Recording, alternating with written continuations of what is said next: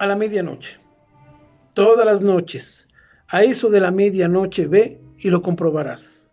Y esas palabras retumbaban en sus oídos todas las noches, y no podía apartarlas de su pensamiento, a eso de la medianoche. Y sin embargo, se resistía a comprobarlo. No quería o no podía dar crédito a lo que se decía, porque de ser cierto, le implicaba un no sé qué que no podría interpretar. Arturo tenía 4 años. A esa edad era tan inquieto como el que más. Arturo vivía con su papá y su mamá a las afueras del pueblo.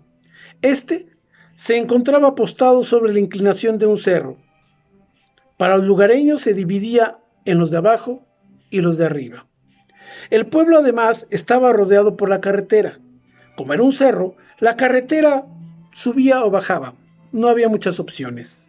Además, la carretera se había construido de tal manera que rodeaba al pueblo y hasta parecía abrazarlo, como protegiéndolo. Los padres de Arturo vivían en la parte de arriba, pero del otro lado de la carretera, es decir, afuera del pueblo. Los que quedaban afuera de él se veían en la necesidad de ir al pueblo por provisiones. Así, casi a diario la mamá de Arturo bajaba al pueblo, lo que le implicaba atravesar la carretera, y para ello siempre se hacía acompañar de Arturo y por eso le tomaba de la mano.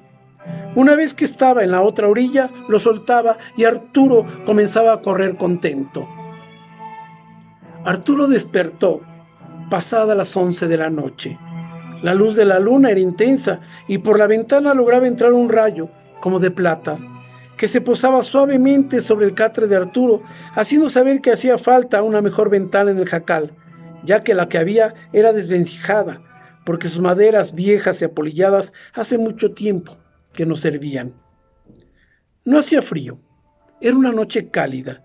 Al salir del jacal, el cual tenía por puerta una cobija polvosa, intentó llamar a su mamá a gritos, pero comenzó a sollozar y estos se ahogaron sin salir. Dio la vuelta al jacal y nada. Logró llenar de aire sus pulmones y gritó llamándola, pero no hubo respuesta. Arturo lloró amargamente. Esa fue una de las pocas veces que se separó así de su mamá. Su mamá, cuando esto sucedía, le gritaba para tranquilizarlo: «Aquí estoy, aquí, ven, no llores». Y entonces Arturo comenzaba a caminar hacia ella. Pero era diferente. Siguió llamándole, pero no hubo respuesta. Poco a poco comenzó a caminar, mientras con las 2 manos continuó enjuagándose las lágrimas. El caminito que se había formado de la cobija del jacal a la carretera hacía una inercia, que aún en la oscuridad permitían cruzarle sin problemas. Así que Arturo dirigió sus pasos y fue ahí cuando lamentablemente murió atropellado. Los padres de Arturo, mal que bien, sentían que era la carretera quien les había arrebatado a su pequeño. Así que pensaron que lo mejor era irse de ahí y a los pocos días lo hicieron.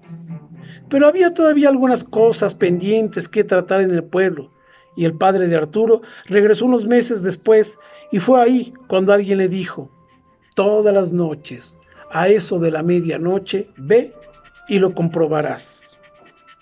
Y esas palabras retumbaban en sus oídos todas las noches, y no podía apartarlas de su pensamiento, a eso de la medianoche. Sin pensarlo mucho, salió de la cantina y fue subiendo por la carretera recordando a su pequeño. Las lágrimas incontenibles salían y enjuagaban sus mejillas. Al llegar a la carretera, la cruzó fijando la mirada en lo que había sido su casa. Al cruzar, sigue el caminito que por inercia le lleva a lo que había sido su jacal. Recordó con gusto la sinfín de gracias de Arturo y sonríe. Dio la media vuelta y se acercó a la carretera. Se detuvo unos instantes y, sin pensarlo, extendió la mano como si alguien la fuera a tomar, y al darle el primer paso, sintió como una pequeña mano le tomó con suavidad, pero confiadamente. Ante el asombro, no volteó y apresuró el paso. Al atravesar la carretera, sintió como esa pequeña mano se soltó y de inmediato volteó y nada. No había nadie. El padre de Arturo dio un suspiro largo y profundo y supo que Arturo ya se había ido y que él vino para ayudarle a atravesar la carretera que hace la diferencia entre los de arriba y los de abajo.